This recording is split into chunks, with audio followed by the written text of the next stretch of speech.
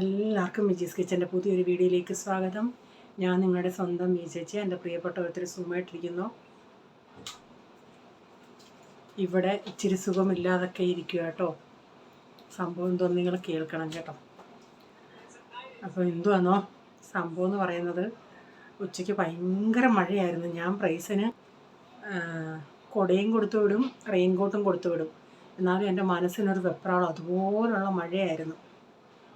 അപ്പം ഞാൻ അവൻ വരാറായോണ്ടേ അവനെ വിളിക്കാനായിട്ട് പോയി. പോളും ഇവിടെ ഇല്ലായിരുന്നു. അപ്പോൾ എൻ്റെ പൊന്നോ, ഞാൻ അങ്ങോട്ട് പോയി. ഇവിടെ ഈ സീനിയർ സിറ്റിസൺ എന്നും പറഞ്ഞ് കുറേ അപ്പാപ്പന്മാരിരിക്കും. എന്ന് വെച്ചാൽ ഒത്തിരി പ്രായമുള്ളവരല്ല, അതിൽ ഇത്തിരി ഒരു 60 വയസ്സൊക്കെ ഉള്ള. ഞാനിപ്പോൾ ചിരിക്കുന്നു, എനിക്ക് തീരെ വയ്യായിരുന്നേ. അന്നേരം ഞാൻ ഇവനെ വിളിക്കാൻ പോകണേ, എൻ്റെ കയ്യിൽ നിന്ന് മുഖയിലങ്ങ് തറയെ വീണ്. നിങ്ങളുടെ ഞാൻ പറഞ്ഞിട്ടില്ല, എൻ്റെ ഈ വലത്തെ കാല് എൻ്റെ മുട്ട് ഇല്ല പണ്ട് വർഷങ്ങൾക്ക് മുമ്പിട്ട് വീണ് എനിക്ക് തറയിലിരുന്നിട്ട് തന്നെത്താൻ എണ്ണിക്കാൻ പറ്റത്തില്ല. ഈ കാല് മടങ്ങത്തില്ല. അപ്പോൾ അതനുസരിച്ച് അതുകൊണ്ട് ഞാൻ തറയെ ഇരിക്കാറേ ഇല്ല. ഡോക്ടർ പറഞ്ഞിട്ടുണ്ട്, ഇങ്ങനെ തറയെ ഇരിക്കൽ, ചമ്മണം പടഞ്ഞൊന്നും ഇരിക്കരുത് എന്നൊക്കെ. ഈ കാല് എൻ്റെ ഇങ്ങനെ സ്ട്രെയിറ്റ് ആയിട്ട് ഇരിക്കത്തുള്ളൂ. പിന്നെ ഞാൻ ദൈവമേ, ഞാൻ അതൊക്കെ വഹിച്ചാണ് ഞാൻ ഈ ജോലികളെല്ലാം ചെയ്യുന്നത്. അങ്ങനെ ഒത്തിരി നേരം നിൽക്കുമ്പോഴാണ് എനിക്ക് കാല് നീര് വരുന്നത്. അപ്പം ഞാനങ്ങനെ കുനിഞ്ഞ വഴിക്ക് ഇങ്ങനെ കുനിഞ്ഞെടുക്കാൻ നോക്കിയാണ് ഈ കാല് ഇടയ്ക്കിടയ്ക്ക് നമ്മൾ നടക്കുന്ന വഴിക്ക്, പണ്ട് നമ്മൾ സ്കൂളിലൊക്കെ പഠിക്കുന്നുണ്ടെ ഇങ്ങനെ നിൽക്കുന്നുണ്ടെങ്കിൽ നമ്മുടെ പുറകിൽ വന്ന ആൾക്കാരിങ്ങനെ മുട്ടും കൊണ്ട് ഇങ്ങനെ തട്ടി നമ്മൾ കാലിൻ്റെ അവിടെ ഇങ്ങനെ മടങ്ങി പോകത്തില്ലേ, അതുപോലെ എൻ്റെ കാല് ഇടയ്ക്കിടയ്ക്ക് നടന്ന് പോകുന്ന സമയത്ത് ഇങ്ങനെ അങ്ങ് മടങ്ങും. ചെറുതായിട്ട് നമ്മളെല്ലാം കാലെ വന്നിങ്ങനെ തട്ടി. അത് നിങ്ങൾക്കറിയാമോ സംഭവം? നമ്മുടെ കാൽമുട്ടിൻ്റെ അവിടെ വന്നിങ്ങനെ വേറൊരാടെ മുട്ടും കൊണ്ടിങ്ങനെ മുന്നോട്ടാകുമ്പോൾ നമ്മൾ ഇങ്ങനെ ആവത്തില്ലേ, ആ അവസ്ഥ എൻ്റെ കാലം അതുപോലായി. എനിക്ക് കാലപ്പോഴത്തേക്കും വിറച്ച് ഞാനങ്ങ് മുട്ടുകുത്തി അവിടെ അങ്ങ് ഇരുന്ന്. അപ്പോഴത്തേനും ദൈവാധീനം പോലെ നല്ല പേരൊരു മഴയാണ്. അപ്പോൾ ആ സീനിയർ സിറ്റിസൻ്റെ അവിടെ നിറച്ച് ഈ ആൾക്കാരവിടെ ഇരിക്കും. ഇവർ മഴയാണെങ്കിലും അവർ കൊച്ചു വർത്താനം പറയാൻ വരുന്ന ഒരാൾ വന്ന്, നമ്മൾ വണ്ണമുള്ള ഒരു വ്യക്തിയല്ലേ ഞാൻ. ആദ്യം പുള്ളിക്കാരൻ വന്ന് എന്നെ പൊക്കി. പിന്നെ വേറൊരാളൂടെ വന്ന് ഒരുവിധം 2 പേരൂടെ അങ്ങ് പൊക്കി. എനിക്ക് പിന്നെ നടക്കാൻ വയ്യ. വീട്ടിൽ വന്നു. പിന്നെ ഞാൻ പ്രൈസിനെ എന്നെ അവർ പറഞ്ഞു വീട്ടിൽ പോ. ഞാൻ പറഞ്ഞു കൊച്ചിനെ വിളിക്കാൻ പോയാന്ന്. ഇവിടെ വന്നിട്ട് മുട്ട് ഭയങ്കര വേദന. നോക്കിയാണ് മുട്ടിൻ്റെ ഒരു കാലിൻ്റെ മുട്ടിൻ്റെ തൊലിയെല്ലാം ഇരിഞ്ഞ് എനിക്ക് ദേഹം മൊത്തം ഒന്ന് വേദന. പിന്നെ ഞാൻ പെട്ടെന്ന് ഇവിടെ പെയിൻ കില്ലർ ഉണ്ടായിരുന്നു, ഒരു പെയിൻ കില്ലർ. അതുകൊണ്ട് പിന്നെ കുറച്ച് കഴിഞ്ഞാൽ വേദനയില്ല. കാരണം ഇത്രയും മസിലുള്ള മാംസമുള്ള ശരീരം ഒന്ന് ഇങ്ങനെ ആയോണ്ടേ എല്ലായിടും അങ്ങ് ഇങ്ങനെ നടുവിൻ്റെ അവിടെയൊക്കെ പ്രശ്നം. ദൈവം അതുമല്ല, ഇപ്പോൾ ഇവിടെ ഞാൻ പറഞ്ഞില്ലേ, മുനിസിപ്പാലിറ്റിക്കാർ വന്ന് ഇവിടെ നിരപ്പാക്കാൻ വന്നു.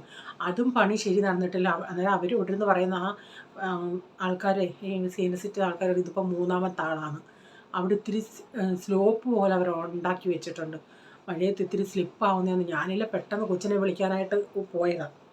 എന്തു വന്നാലും ദൈവം വലിയൊരു ആപത്തിൽ നിന്ന് എന്നെ വിടുവിച്ചെന്ന് പറഞ്ഞാൽ മതി. കർത്താവേ, അവരവിടെ അന്നേരം ഇല്ലായിരുന്നെങ്കിൽ ഞാൻ അവിടെ ഇരുന്നേനെ. കാരണം എനിക്ക് തന്നെത്താൻ എണ്ണിക്കാൻ പറ്റത്തില്ല. അവിടെ തറയിൽ വീണ് കിടന്നത് തന്നെ. അല്ലെങ്കിൽ എങ്ങനെയൊക്കെ പിടിക്കാനുള്ള സാധനം ഉണ്ടെങ്കിൽ മുട്ടുകുത്തിയൊക്കെ എങ്ങനെയും എണ്ണീത്. അവിടെ ഒന്നും പിടിക്കാനും ഒന്നുമില്ലല്ലോ. പിന്നെ ഇവർ വന്ന് പിടിച്ചെന്നുള്ളയാ. എനിക്ക് പേടിയായി ഈ വീഴ്ച. ഇനി എനിക്ക് എന്തായാലും വീണ എൻ്റെ എല്ലുകളെല്ലാം പിന്നെ എന്തെങ്കിലും ഇപ്പം പ്രായം കൂടെ ആയ സ്ഥിതിക്ക് എല്ലുകൾക്ക് എന്തെങ്കിലും പ്രശ്നം വന്ന ആകെ ഇതല്ലേ. ഒരു വിധത്തിൽ എനിക്ക് വയ്യ. നിങ്ങളെല്ലാം ഓർത്ത് പ്രാർത്ഥിക്കരുത്, എനിക്കൊന്ന് സംഭവിക്കില്ലേന്ന് പറഞ്ഞാൽ എൻ്റെ ഈ നടുവിനൊന്നാകെ വയ്യ. എവിടേക്കാണ് പറ്റിയെന്ന് എനിക്കറിയത്തില്ല. ഈ വാക്കല്ലാതെ എണീറ്റപ്പോഴും ഇവിടെ വിലങ്ങി.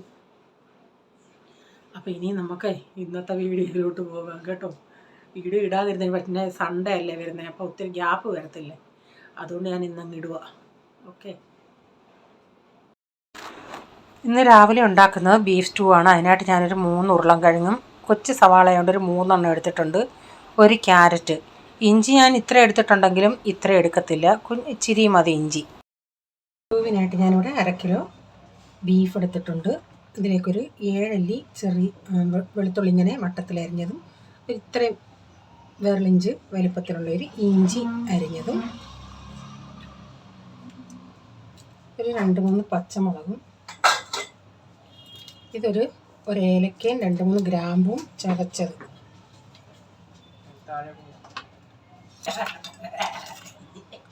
ഒരു ടീസ്പൂൺ കുരുമുളക് പൊടി ചതച്ചത്,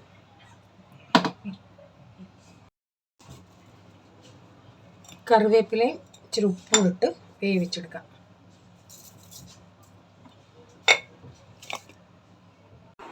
ഞാൻ പറഞ്ഞത് കുരുമുളക് പൊടി ചതച്ചതെന്നാൽ കുരുമുളക് പൊടിയല്ല, കുരുമുളക് ചതച്ചത്. അപ്പം ഞാൻ ഇവിടെ ഒരു കടായി വെച്ചിട്ട് ഇത്തിരി ഓയിൽ ഒഴിച്ച് കൊടുത്തിട്ടുണ്ട്. ബ്രെഡും ബീഫ് സ്റ്റൂമാണ് ഉണ്ടാക്കുന്നത് കേട്ടോ. ബ്രെഡ് നമ്മൾ സ്റ്റീം കയറ്റിയെടുക്കും.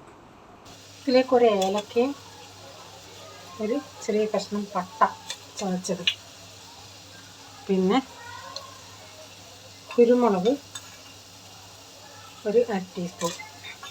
മിക്സി വേണേ ഒന്ന് ക്രഷ് ചെയ്തെടുക്കാം. ഇതിലേക്ക് ആ സവാള,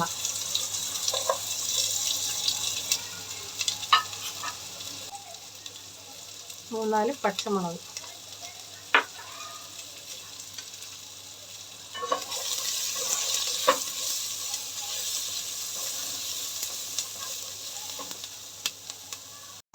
കുരുമുളക് ഇത്രയും വേണ്ടെങ്കിൽ നിങ്ങൾ ഇത്രയും ചേർക്കണ്ട. കാരണം ഇത് ഇടയ്ക്കിടയ്ക്ക് ഇത്തിരി കടിക്കാൻ കിട്ടാൻ ഇഷ്ടമുള്ളവർക്ക് അങ്ങനെ ചെയ്യാം, ഇല്ലെങ്കിൽ അത്രയും ചേർക്കണ്ട. ഒരു 2 കറിവേപ്പിലയും കൂടെ ഇട്ടിട്ട് ഇതൊന്ന് വഴറ്റിയെടുക്കാം. സവാള അങ്ങ് ഒത്തിരി ഒന്ന് വഴന്ന് വരണ്ട, കുറച്ചൊന്ന് മുക്കാലും പച്ചപ്പ് പോയണേ. ഇതിലേക്ക് ആ ഉരുളൻകിഴങ്ങും ക്യാരറ്റും ഇട്ട് കൊടുത്തിട്ടുണ്ട്. എന്നിട്ട് ഇച്ചിരി ഉപ്പൂടെ ചേർത്തിട്ട് ഇതൊന്ന് കുറച്ചൊന്ന് വഴറ്റിയെടുക്കാം. ഉരുളൻകിഴങ്ങും ക്യാരറ്റും കുക്കറിലൊരു വിസിലടിച്ച് ചേർത്താലും കുഴപ്പമില്ല കേട്ടോ. ഞാൻ ഇച്ചിരി നേരം ഇത് അടച്ചു കൊടുത്തായിരുന്നു, എന്നിട്ട് ഇടയ്ക്കിടയ്ക്ക് ഇളക്കി കൊടുക്കുന്നുണ്ടായിരുന്നു. അപ്പോൾ ഉരുളൻകിഴങ്ങും ക്യാരറ്റൊക്കെ നമ്മൾ സ്പൂണിലെടുത്ത് കൈ കൊണ്ട് ഇങ്ങനെ ഒന്ന് ഉടച്ച് നോക്കുകയാണെങ്കിൽ അതൊന്ന് ഉടയും. അതുപോലെ വെന്തിട്ടുണ്ട്. അപ്പം കുക്കറിൽ വെന്ത ബീഫ് ഞാൻ ഇതിലോട്ട് ഇട്ട് കൊടുത്തിട്ടുണ്ട്. അപ്പം ഞാൻ ഒരു മുറി തേങ്ങ, നല്ല പീരുള്ള മീൻസ് പാലുള്ള തേങ്ങയാണെങ്കിൽ ഒരു മുറി മതി, പാലില്ലാത്ത അങ്ങനെയുള്ളതാണെങ്കിലും 1.5 മുറിയൊക്കെ തേങ്ങ എടുക്കാം. അപ്പം ഞാൻ അതിൻ്റെ 1-ാം പാൽ മാറ്റി വെച്ചിട്ടുണ്ട്. ഇതിപ്പോൾ ഒരു 250 ml 2-ാം പാൽ ഒഴിച്ച് കൊടുത്തിട്ടുണ്ട്. ഈ 2-ാം പാലിൽ കടന്ന് ഇതൊന്ന് കുറേയും കൂടെ ഒന്ന് വെന്ത് വരണേ. പാലൊക്കെ നമ്മുടെ ഈ ബീഫിൻ്റെയും ഈ കഷ്ണങ്ങളുടെയൊക്കെ അതിൻ്റെ അകത്തുനിന്ന് ഈ പച്ചക്കറി ഉരുളൻകിഴങ്ങും ക്യാരറ്റും ഇല്ലേ അതിലൊന്ന് പിടിക്കണം. അപ്പം ഞാനൊരു ഇച്ചിരി ഉപ്പൂടെ ഇട്ട് കൊടുത്തിട്ടുണ്ട്. ഉപ്പ് നോക്കുകയാണെങ്കിൽ ഇല്ലായിരുന്നു. ഞാൻ കുറച്ച് നേരമൊക്കെ ഒന്ന് അടച്ചു കൊടുത്തിട്ടുണ്ട്. എന്നിട്ട് നമുക്ക് ഇടയ്ക്കിടയ്ക്ക് ഒന്ന് ഇളക്കി കൊടുക്കണം.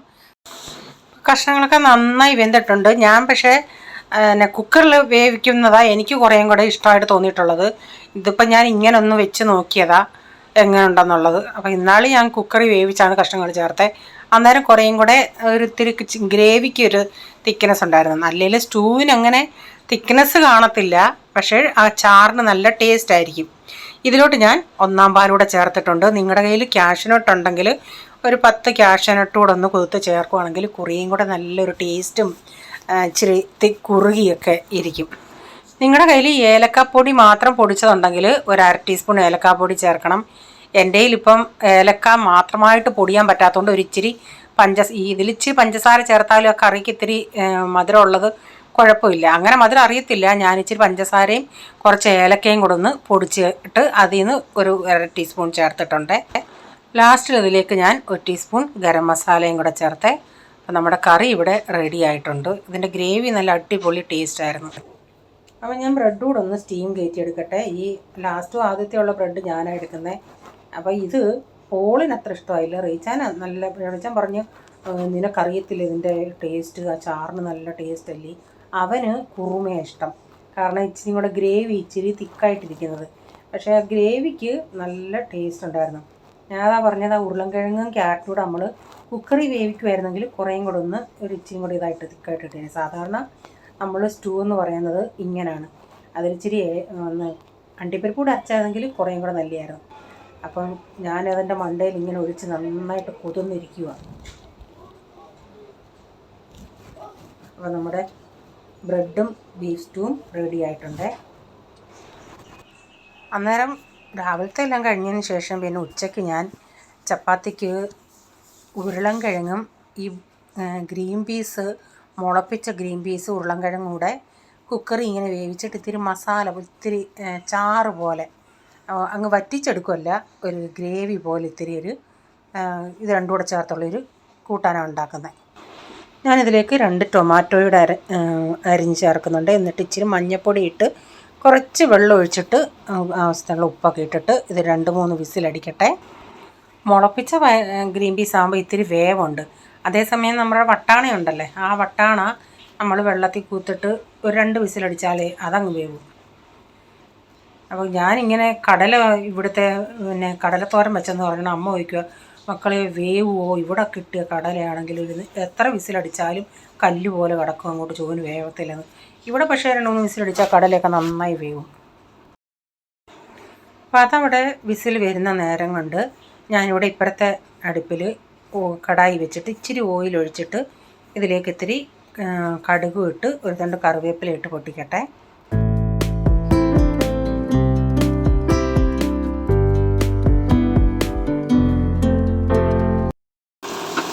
ഉള്ളി ഒന്ന് വഴന്ന് വരട്ടെ.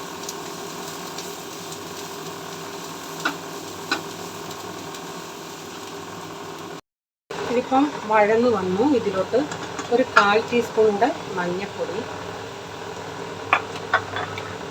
ഒരു 2 ടീസ്പൂൺ മല്ലിപ്പൊടി, 1 ടീസ്പൂൺ മുളക് പൊടി, 1 ടീസ്പൂൺ ഗരം മസാല,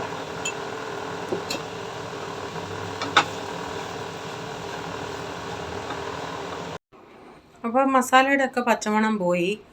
ഇത് കുക്കറിൽ വേവിച്ചില്ലേ, അതിൽ ആ വെള്ളം ഒരു ഇച്ചിരി ഈ മസാലയ്ക്കകത്തൊഴിച്ച് ആ മസാല നമുക്കൊന്ന് ലൂസാക്കാം. അതിന് ശേഷം പിന്നെ കഷ്ണങ്ങളൂടെ നമ്മൾ വേവിച്ചതുകൂടെ അതിൻ്റെ അകത്ത് ഇട്ടിട്ട് നന്നായി മിക്സ് ചെയ്ത് ഉപ്പൊക്കെ നോക്കിയിട്ട് ഉപ്പ് കുറവാണെങ്കിൽ ഉപ്പിച്ചിട്ട് കൊടുക്കണം. എനിക്കിത്തിരി കുറവായിട്ട് തോന്നി, ഞാൻ ഇച്ചിരി ഉപ്പിട്ട് കൊടുക്കുന്നുണ്ട്. എന്നിട്ട് ഇത് ഇനി തിളച്ചിട്ട് ചെറിയ തീയിൽ ഇച്ചിരി നേരം ഇതിൽ കിടന്നൊന്ന് വറ്റട്ടെ. ആ കഷ്ണങ്ങളിലൊക്കെ ആ മസാലയൊന്ന് പിടിക്കട്ടെ.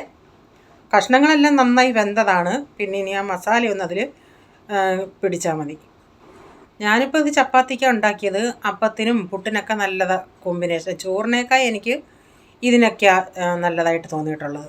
കുറച്ച് കഴിയുമ്പോൾ ഇത് നന്നായിട്ടങ്ങ് കുറുകും. ഈ കളറല്ല, ഇത്രയും റെഡ് കളറല്ല, ഒരു യെല്ലോയിഷ് കളർ പോലെയൊക്കെയാണ്. ഇതിപ്പം ഒത്തിരി റെഡ് കളറല്ലേ. അപ്പം കുറച്ച് നേരം ഞാനൊന്ന് വേവിച്ച് ചെറിയ തീയിൽ താണ്ട് ഇതിപ്പം നന്നായിട്ട് ഒന്നുകൂടെ ഒന്ന് തിക്കായിട്ടുണ്ട്. ഇനി തണുക്കുമ്പോൾ കുറേയും കൂടെ അങ്ങ് തിക്കാവും. അപ്പം മീനൊന്നും ഇല്ലാത്തത് കൊണ്ട് വായിക്കൊന്നും അങ്ങനെ രുചിയില്ലെങ്കിൽ ഞാൻ ചെയ്യുന്ന പരിപാടി ടൊമാറ്റോ ഉണ്ടെങ്കിൽ ടൊമാറ്റോയ്ക്ക് ഇപ്പോൾ എന്തോ വില 60-80 രൂപയൊക്കെയാണ് ടൊമാറ്റോ.